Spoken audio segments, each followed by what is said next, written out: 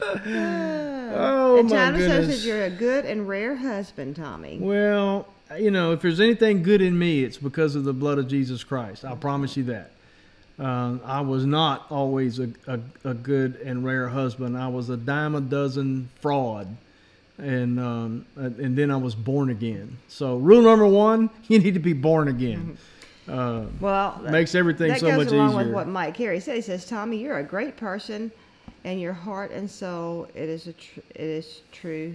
Bless you. Well, thank you very much. But again, that's he hasn't always been a good person. I hadn't always been a good person. He's looked like a good person on the outside. Mm-hmm. Tommy was always a good husband. The world would think he was a very good husband. Yeah. And a very good person. Yep. But, and I tell you, I'm so thankful that one day this woman basically burst my bubble. I'm serious. You know, I had a stellar reputation, you know, all this kind of stuff. Inside, man, my heart was wicked. I mean, I was into pornography. You know, I mean, look, man, it was all on the outside. You know, I had my Sunday go-to meeting persona publicly, but privately, I was wicked. And she, you know, when you're living in close proximity in an intimate relationship with people, that facade wears off pretty quick. And it wore off for her pretty quick. And she rocked my world. And it caused me, I had even fooled myself. And that's the most dangerous spiritual state to be in, is to not be born again when you think you are. To not be redeemed, to not be a Christian when you think you are. And Jesus even describes that person when he says, when the light that is in them is darkness, how great is that darkness?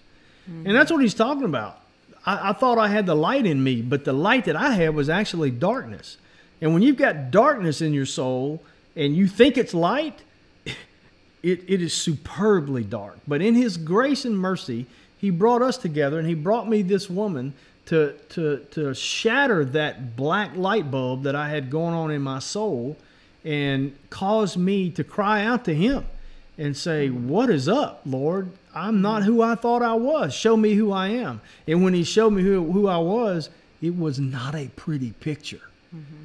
But our pastor this morning says something that's so true. You can't be saved until you know you're lost. Right. And see, I never knew I was lost. Well, I thought I was a few times, but put Band-Aids on it, you know. Mm-hmm. Well, for the first time in December 1992, I understood the utter lostness that I was in. And then Christ had me right where he wanted me. That's right. You know, Christ had me right where he wanted me. When I had nothing to offer to him other than my sin and a cry out for mercy, then he said, okay, mercy's what you need. Mercy's what I got. Here it is. You know. He's so faithful. And I ain't got over it yet.